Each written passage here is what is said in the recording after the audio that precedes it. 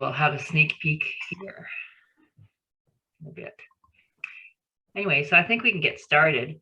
So who all is here who wants to learn more? I know Alicia and Ruth, right? And Sigrid. And awesome. Maybe Mike. I do. Okay. And I think maybe Gail, I don't know. The rest of them, I think, kind of shoot in manual.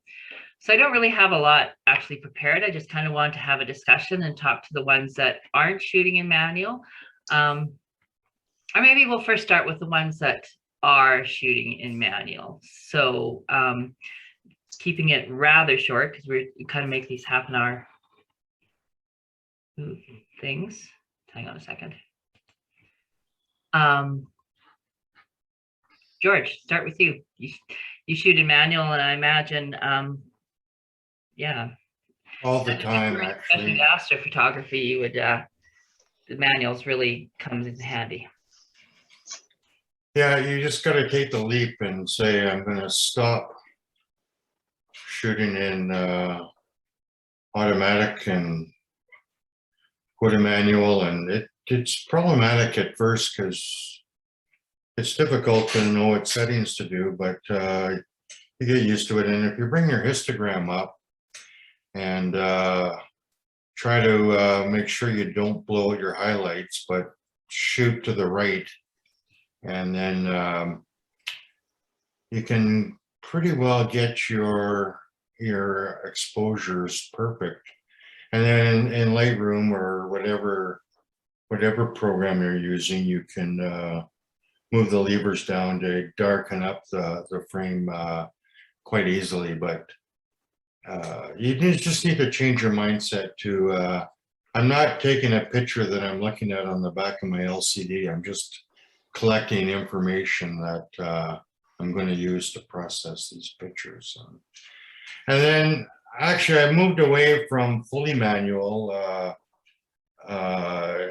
in some situations to shoot on automatic, particularly in fast changing light like sunrises, or from the golden hour to the blue hour, the light's changing dramatically. So I just shoot in Aperture Priority and make sure I got my histogram up and making sure that I'm not blowing out highlights. And so manual can be fully manual where you set everything, or partially manual where you can prioritize your aperture or your shutter speed and things. So it's a good way to capture information for the processing thing. Looking at the LCD at the back is really not the best use of your photography skills, because it's actually a JPEG you're looking at on that thing that's processed somewhat. And so anyways, I'll let someone else talk. So Sigrid or Alicia, what am I going to say? What am I trying to say? Is there anything that he talked about that you don't understand? When he talks about shooting to the right, or when he talks about, what else did he say? I forget, something else that I was going to say that you might not quite grasp or whatever. Is there anything that you want clarified in what he was saying? Nope, yes, that sounded good. The only thing that confuses the heck out of me is to use them all together, the shutter speed, aperture, and I think it's ISO, right? Just to get it right. But I don't use my histogram, so that's a really good thing to learn to do. Right. And Sigrid, what were you going to say? Oh, I was going to say, yeah, the shooting to the right thing. Mind you, I was a little distracted at that moment too. But and the histogram is always the one that kind of gets me, but I just need to read my camera manual and figure that one out. Okay, so do you understand the exposure triangle, Alicia, when you're talking about using all three of those together? No, it baffles my mind. Okay, so I'm just going to go into something here. I'll share my screen and see if I can do this. Last week, Sigrid pointed out this website. And I did find one challenge that they talked about exposure triangle and whatnot on it. So it's a really good one, and I'll go into there and see if that helps at all. Find it on here.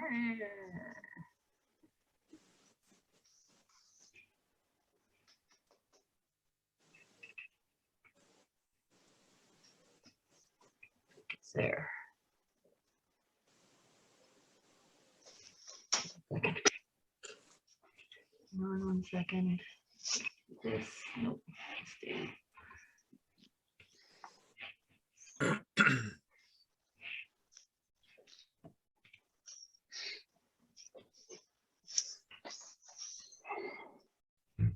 Okay, so this, if you look at the website up here, it's called Photo Challenge. You guys can all see that, right? Photochallenge.com. Does it have to be this Tempura, Sigrid, do you know? Yeah, I think it does. Okay. But you should be able to just Google Trevor Carpenter's 2020 photo challenge, and it should kind of find it quick. Right. And then you can look at the different challenges. So this one was 2021 week 3 exposure triangle. So that's what they have here. So it's you need to understand how if you have a correct exposure, all of these have a certain setting. And if you want to change something, then you have to adjust the other ones to get it if you have the right exposure already, right? So if you're if you somehow got the, like, so let's say you learned the Sunny 16 rule, which is if I can remember it, F16 one, yeah. On a bright sunny day, you shoot F16. Somebody else know it? Somebody know what it is? But if you know what the exposure is when you go outside and you shoot a sunny day, I was going to look that up to figure out what it is. So on a bright sunny day, you shoot F16, then you shoot 1 over your lens length. And your ISO is, I forget what it is. But anyways, if you have a correct exposure and then you say, you look at the picture and you decide, well, I really want to have a shallower depth of field. So I'm going to change my exposure from, let's say you shot that at 7 point, whatever, 8, or at F8. So you shot the scene at F8 and you had what you thought was a correct exposure when you looked at your histogram, but you decided you really wanted to make a shallower depth of field. So you're going to change your aperture down to F2.8, we'll say is a common one that has it. So you're changing it down to F2.8. So you have to know that if you're changing it at F2.8, it's letting more light into the lens. So if that's the only change you do, then your picture is going to be overexposed because your 2.8 has added more light into the lens. So somehow you have to change it so that your sensor accepts less light so that your exposure can remain the same. And you can do that either by adjusting your shutter. So your shutter speed goes faster, so less light comes in, or you can adjust your ISO and lower your ISO, because the lower the ISO is, the less light it takes on to the camera. And then down here it has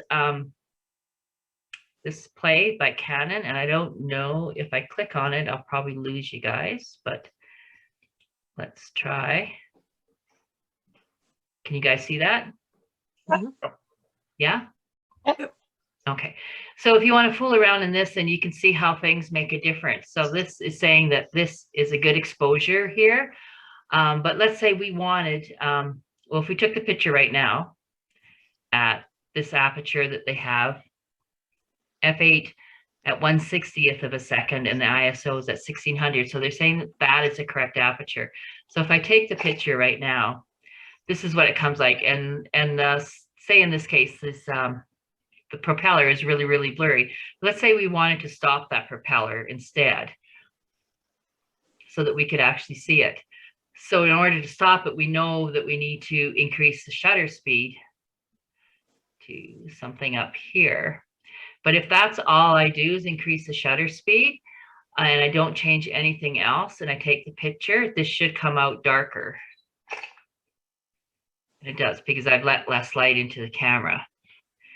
So then I know that if I've increased the shutter speed from 1/60th to 1/750th.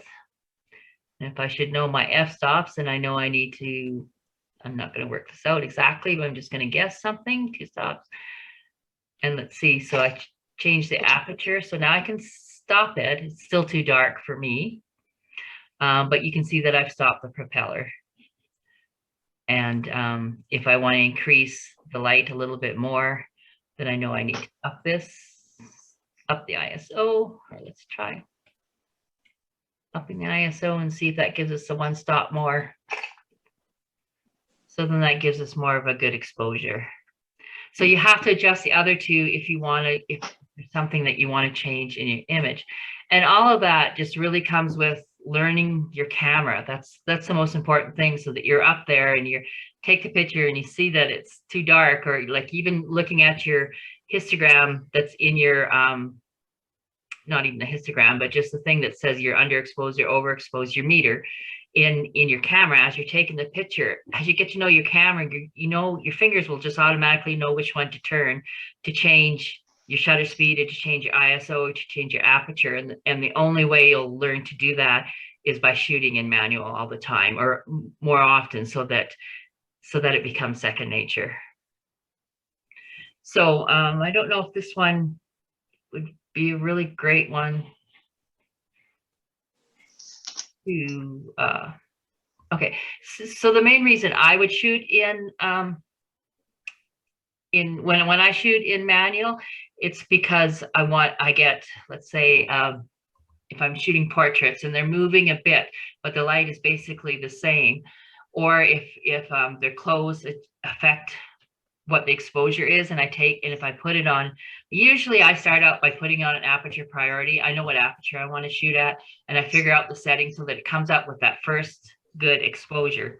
And then I decide, and then I'll usually flip that into manual, so that those settings are in my manual. And then as I'm playing with it, then I'm adjusting things. So if I'm doing usually more for a creative shoot, and you start adding lighting, or you start watching the sun, and you get one side of their face really bright, but you want it to be dark and moody and not an actual correct exposure, then you know in your head that you need to lower the exposure so that the brightness goes down and the background will go darker. And it's just kind of having more control over what your image is going to look like. So I'm going to stop sharing here. So yeah, I guess my main thing is, if you understand the exposure triangle and knowing that you want to change it, but a good way to start is by setting it. If you're used to shooting in aperture priority, or even just total program or whatever, then take your first shot that way. If you like the way it looks, or if it's close to the way it looks, then change your flip into manual, change your settings to what the settings came out to, and then adjust it from there. Say, oh, it's just a little bit too bright, but I want to darken it because I want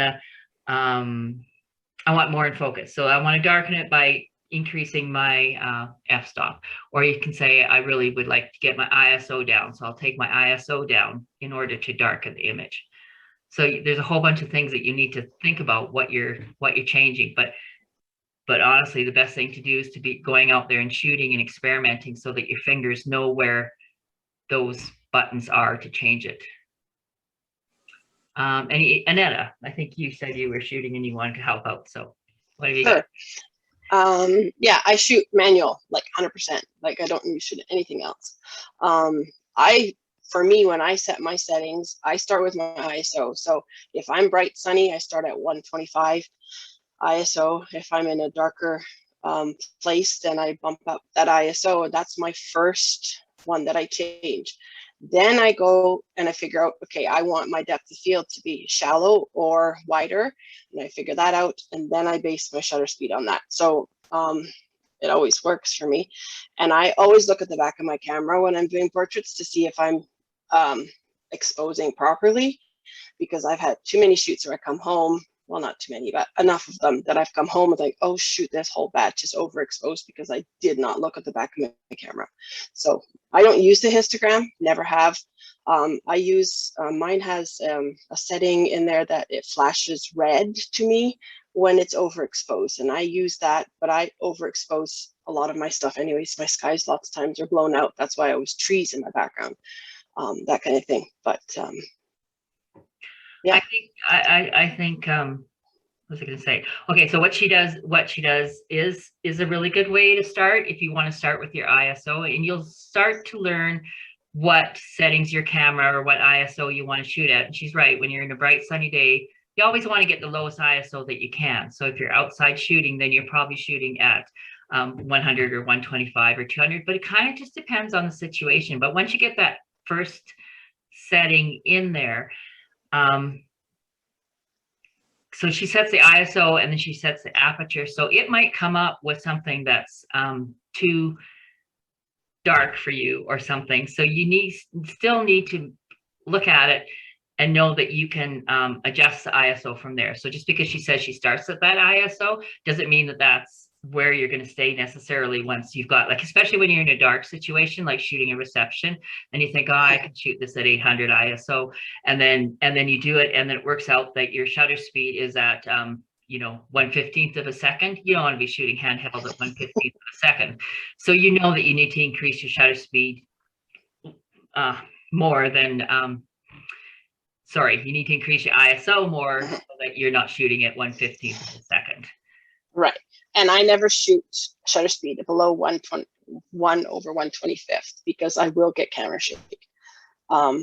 That is just my cutoff. And also I don't shoot really high ISOs unless I absolutely have to. I always use external flash. So I try not to go over probably 1,000, 3,200 because I don't like all the grain that comes with it.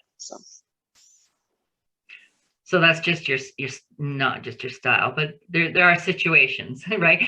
Because sometimes there's light coming in from outside that's only going to hit your subject in a very small way, and that's what you want. So in that case, what you're working, if you're shooting like really pretty portraits, or if you put somebody in front of a window, but they've got the curtain kind of behind them, but the light from the sunlight is coming out and giving them a rim light and a light around them. If you were to shoot that in automatic, it would say, holy crap, this is really dark, and try to lighten it all up. And that is not the effect that you want. You really want that rim light. So in that case, you really need to get control of manual. You either need to get control of manual so that you can look at it and say, okay, I really need to take the exposure down so that only the rim light on them is exposed properly, instead of being overexposed, because what would happen is if you did it automatically, it would overexpose that rim light and it would bring up all of their detail and stuff, but that isn't what you want. You want just a silhouette kind of with a rim light. So you either need to learn your camera enough to know that, hey, in this situation, I'm shooting an aperture priority or whatever. In this situation, I know that sunlight is probably 2 stops overexposed. So you can either just do your exposure compensation and get used to that, because I know photographers that do that, they don't shoot manual, but they know their exposure compensation so well that when they're in a situation like that, they say, hey, that sun is bright. I know I need to set my exposure compensation down to a -2 or a -3 in order to get the shot that I want. So that's kind of a little bit of manual, but it's not full manual, but it would be quicker if you really, really knew what your camera did to do that. Who else? Doug, you want to say anything? Well, typically, up until now anyway, I've almost exclusively shot aperture priority. I do a lot of aperture priority, and I do use the exposure compensation a lot to adjust for all of those different lighting conditions. I've just started playing with some manual, and it was some information that I saw online about shooting birds, and I've been playing around with some of that. And anything, I guess, where you really need to, where you've got a lot of action, high speed, you need the high shutter speed. This person suggested going to, the wide open, the lens, whatever the lens can take, wide open, and then setting your shutter speed on manual, setting your shutter speed to what you need. And in some cases that's 1/3200th or 1/4000th of a second or whatever. And this person's suggestion was to go to auto ISO. And so I've been playing with that a lot, and it does help me to understand what's happening with the two settings, and then I can monitor that ISO and see what's happening and make adjustments from there too. So it's just a learning, just trying to learn from that. You using that. This again, when this person is talking, he's talking about bird photography and birds in flight and that sort of thing. And you need to have a very high shutter speed. And so he's talking, sharpness over is the priority. And a little bit of noise you can deal with with noise reduction software. And I would say if you were doing birds and you were sometimes doing still and sometimes catching movement, if you did learn manual and you got that first setting where he was setting the ISO and the aperture, then you can fool around with that. Well, and if you left the ISO as, like you said, is automatic, and you have the thing set, then you can fool around with the shutter speed if your fingers are there and they know where it is. Yep. You take the one picture and you're having a quick look and you're saying, I like the blur in the wings, or I don't like the blur in the wings. If there's too much blur, you automatically know that you need to increase the shutter speed, and your fingers will just do that. Like they'll increase the shutter speed, and then your ISO will adjust if you've already got the correct exposure, so that you can stop the wings more or make them more blurry. And if in manual you have that control, whereas you might not have quite so much control. And what I've been finding too is that by monitoring the ISO, if I see a situation where there's not as much motion and I can reduce my shutter speed, I know that I'm going to get a better ISO. Right. The ISO is going to come down and it'll be better overall. So it's all part of the learning curve, I think. I find it time consuming for me anyway if I go 100% manual, and sometimes depending on the type of photography, definitely I would not go auto ISO if I'm doing landscape, for example. Right. It doesn't make any sense. Yeah, if you've got your thing on a tripod and you're taking landscape and you want the control, and I would say if you're going out there and you're used to shooting in automatic or whatever, take the picture first and then just try it, because sometimes it's amazing that you don't know what picture you'll get if you underexpose. Like 90% of the times it's that you want to underexpose the image, and you can get some really, really cool pictures by underexposing, and you don't really even see that with your eyes until you actually take the picture. And then if you underexpose it by a stop or two, and then you take the picture, and then you start seeing where the light really is falling. That's what I found really helpful, is then you really see where the light is hitting the highlights. And then you go, wow, I could be doing this, or I could be doing that with this image if I just, increase it a little bit and watch this, and then start realizing what you could do in Photoshop too once you get it down there. Wayne, did you have something you want to say? Just the point you were making there is Your lips aren't moving, Wayne. yeah. They don't feel like it either. No, that's an excellent point of changing your apertures. I used to shoot digital, and I used to shoot film, but we would bracket exposures manually by about half to a third of a stop. But I would recommend doing an exposure bracket on your digital camera a lot of the time, because as you mentioned, you can find some really surprising results by underexposing one stop or even two stops. And where that comes into play is when you've got those images where you've got flowers in bright sunlight, and the light's filtering through the trees, and you can really set those shadows down really dark. But yeah, practice and get familiar with it. When I was shooting film, we were working with, manual cameras, but we'd also use a thing called a light meter, which basically is what's inside your cameras. But the light meters that we used to use were like a handheld about the size of a pocket camera. and rather than using a triangle, they would have a movable disc on them. And I'm going to see if I can just put that up on screen here. That's Yeah. good. I don't think we need to have one. It basically Okay. increases the exposure, but in that case, you still have to know what. In that case, I guess the difference is, in that case, the person had an idea in their head of what they wanted to be exposed properly. So usually, when you're doing portraits, you're holding the light meter in front of their face, and that's what it's reading, and so that's what you're going to set your camera at. But where you can get creative with digital is by being able to see that you don't always want your image at a correct exposure at the, because your correct exposure, quote unquote, is putting a gray card up and exposing for that gray, so that that's in the middle, and you've got the bell curve, so that most of your images, like if you look on the histogram, so that the middle of it is high, and that's where most of your image is.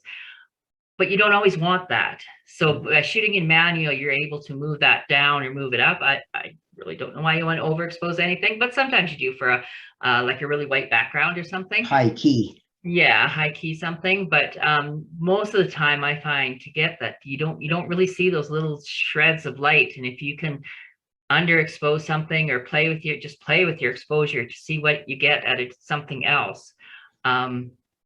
That you might not see, because if you have a light meter, then you're basically saying, okay, I really want this to be exposed, so let's put the light meter there. I mean, if you were really good at it, you would know that the bright side of their face is what you want exposed properly, so that's where you put the light meter and do it. And some people, even with digital, they shoot with light meters, but I don't think any of us really want to be fooling around with that right now.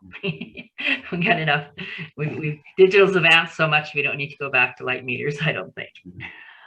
Well, the thing about the light meter is that you just rotate the dial, much like a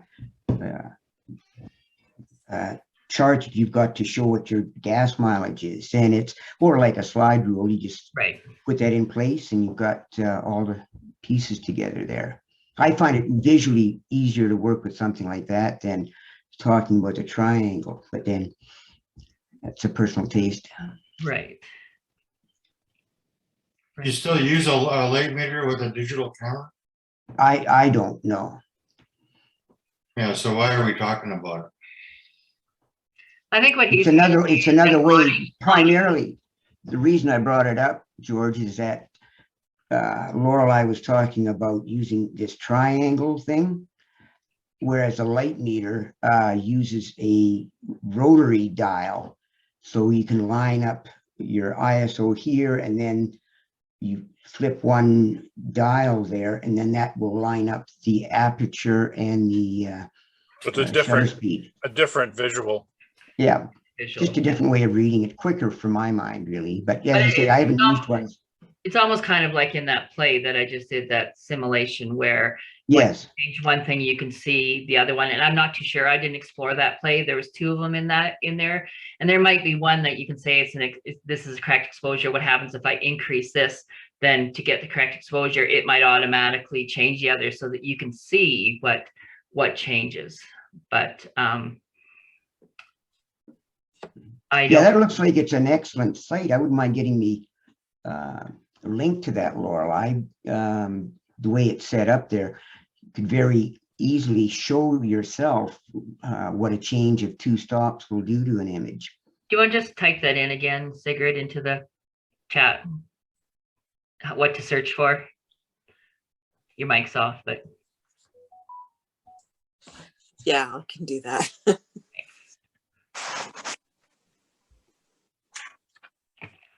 So Alicia, probably just got you more confused. Nope, not at all. I actually use light meter when I shoot with strobes, which is not too often, so I am familiar with that. And I do shoot a lot with my aperture setting, or I change it to shutter speed. It just depends on what kind of environment I'm in.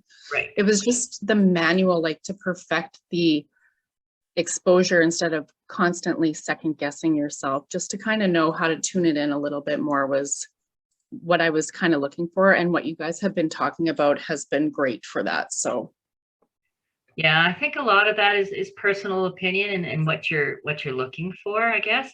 I use the histogram all the time, but you hear that, Annetta doesn't, so it's all what you're used to. I use the highlight alerts, but Yeah, that's what it's called. I use the histogram. Well, I mean, I use them both. But I do find the histogram to be very handy to see how much of it, like especially if you start fooling around and trying to underexpose an image, it's really hard to tell just by looking at the image how much is a little bit too dark, because you don't want to get it, I forget what they call it when they do it on that side. But if you get it too dark, then you can't bring that detail back up. They say that if you overexpose something, it's easier to bring the detail back than if you underexpose something too much. So if you're on your histogram, if it's too blocked up on the left side, on the dark side, I know that I need to bring it up just a little bit so that I can bring that detail back into the image if I want to, so that it isn't just all pure black. So I find the histogram to be really, really important. Who else? John, you got anything to say?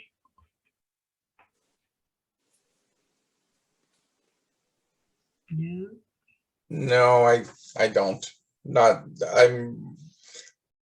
I'm trying to get more into, I guess, fully manual, and so this is helpful in kind of figuring that out.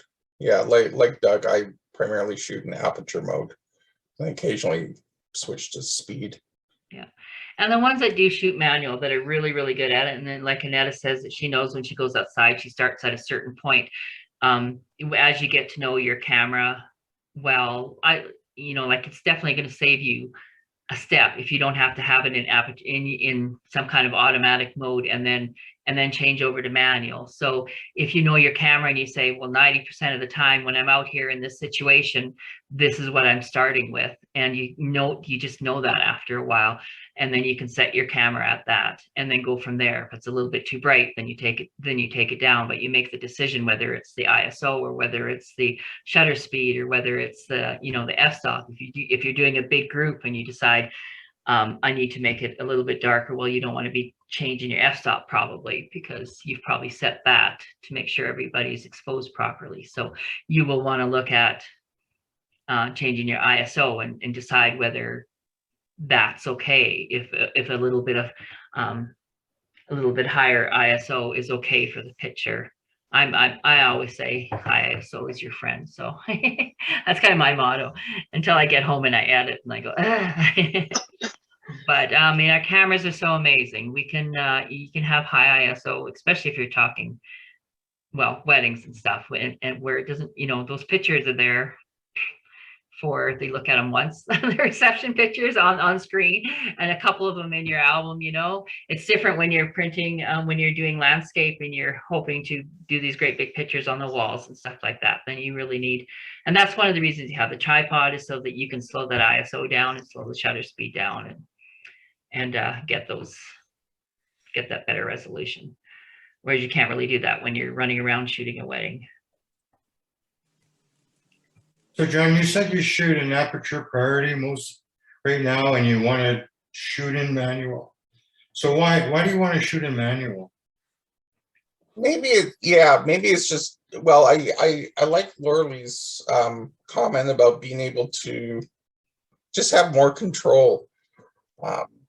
I don't know. I guess it's more just sort of, I'm always exploring, always trying new things. It's sort of a new challenge, or I think it's a way to better understand what's really going on in a particular scene. But I agree that it's very much, see if that works. Yeah. Oh, talk about dark. Yeah. That's Halloween, beautiful right? lighting on your face. Yeah. But it's very much a just sort of better understanding of how the camera is actually working and how it's sort of that's. I was actually just thinking, if you're when you're in those even speed and aperture mode, you don't necessarily always pay attention to the other things. But if you're just in manual, you start to get a better intuition, like you were saying, that okay, I'm in this situation. This is where I need to be. These are the settings that I should be using for what I want. So that's my motivation. A good motivation, a good explanation. I think that's the big benefit of it. You don't need to shoot in manual just for the sake of manual. I think it's more so what you want that picture to turn out like. Yeah. I know that's where I found it, like especially shooting weddings, and I'm in a house, and I don't want to shoot with lighting because I don't like shooting with lighting in a house necessarily, because I don't want everything to look just all lit up. I like the creativity of the light that's coming in through the window or whatnot.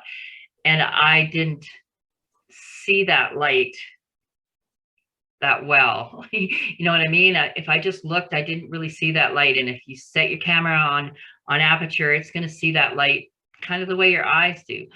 And but if you start fooling around and you take that picture and then you automatically take it down a couple of stops, then you go, holy cow, I can see those light beams coming in through the window, or the way they're filtering through the light, or the way it's casting a shadow here, which you don't necessarily see before. So you start being able to see that creativity a lot better, and you start looking for things that where it might appear, and then you know that you want to either just take your stop down a couple stops, or you know, however you handle it, whether it's manual or not, but it gives you that creativity to find that light.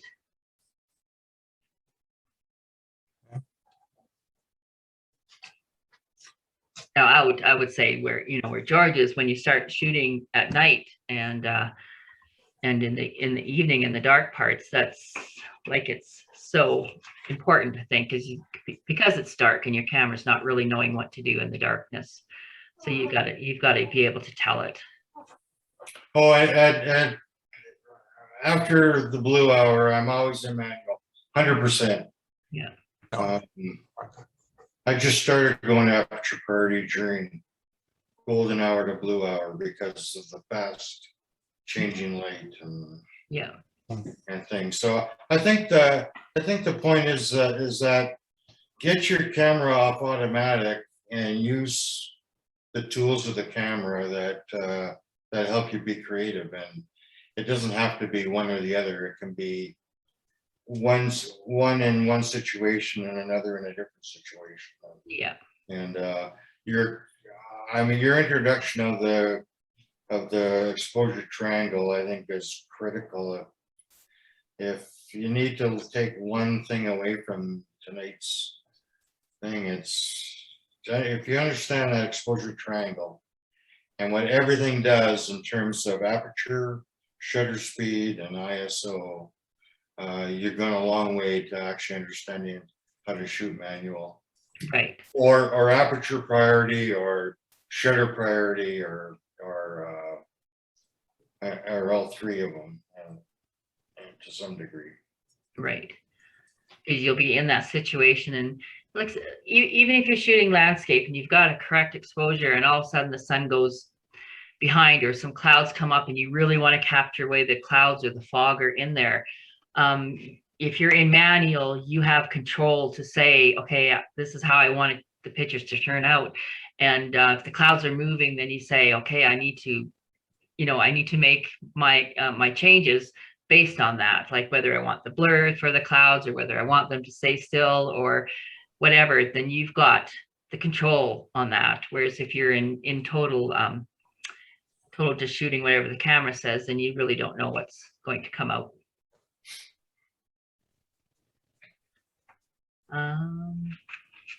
Any other questions by anybody else?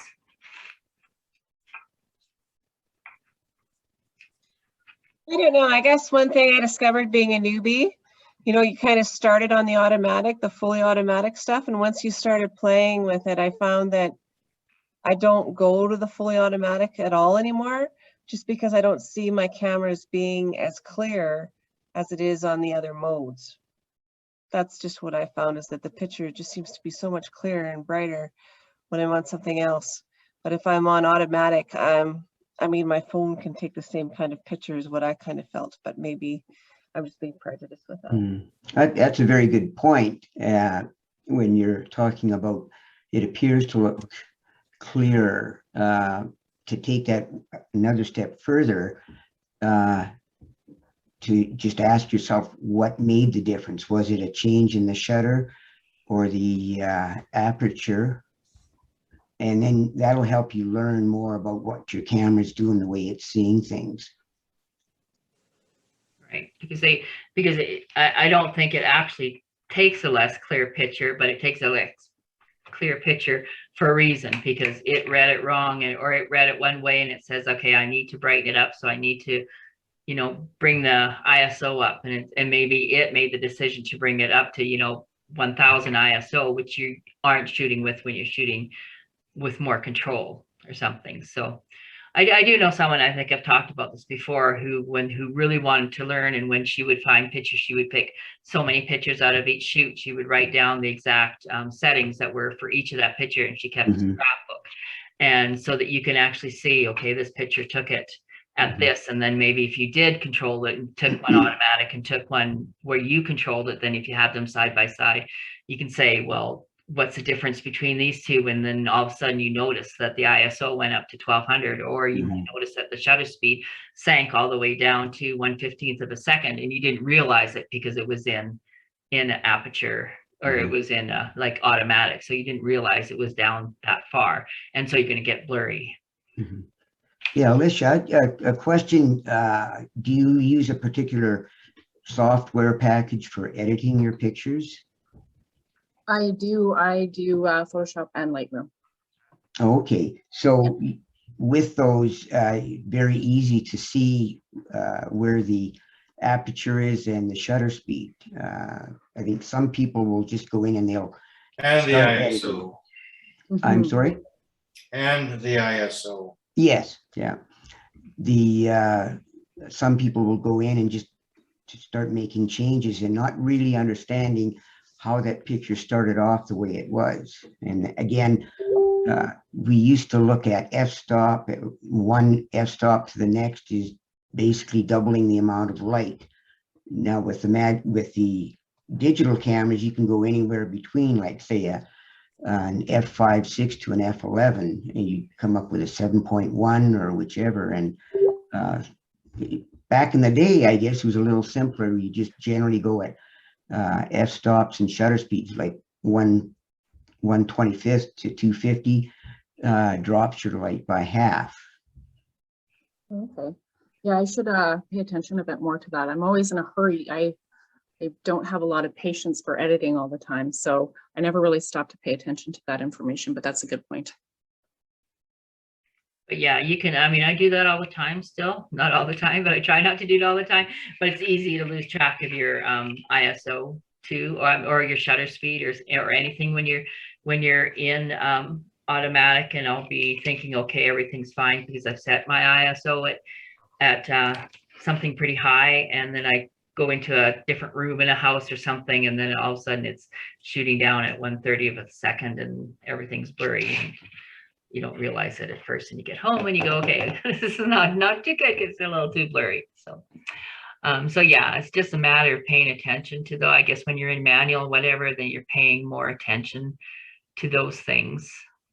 And it's really, you know, like I said, once your fingers are there on the buttons, you can change them pretty quickly. Yeah, it's largely a matter of taking a lot of pictures and seeing what they're doing, and then after a while it just becomes second nature. But that takes a lot of pictures and just paying attention to what the results have been. And it's, you know, it's knowing your camera too. Like if you do a lot in aperture priority in your camera, you know the situations where your camera is going to read it right, or if it's like weddings, they're walking down an aisle and you're switching between the darkness. That's what I find sometimes in manual I'll be doing, is if you're in a tricky situation, like at a wedding, and they're walking down the aisle, and 1 minute they're in bright sunlight, the next minute they're in shadow, and the next minute they're in bright sunlight, then your camera in aperture priority is going to kind of go a little bit crazy. Sometimes you have to make a choice and say, I'm only going to shoot them when they walk through the shadow, or I'm only going to shoot them when they walk through the bright sunlight, because that's the kind of picture I want. And then that's when you set it on manual. But sometimes you might want to say, okay, situation is changing too much. I just want to capture the picture. I don't really care. I know it's going to be off in some situations, but chances are I can save it. So then you put it in aperture priority or whatever priority, and then you just shoot. And you know, it's all what you decide, I guess. But definitely more control with manual and just learning where your fingers are. Anybody else? Questions or comments? If not, I hope this was helpful. Thanks, Laurelie. Okay, awesome. Thank you, guys. Yeah, thank you. Yep. Thank you. Yeah. You guys, thanks. So long. Okay, Bye. bye.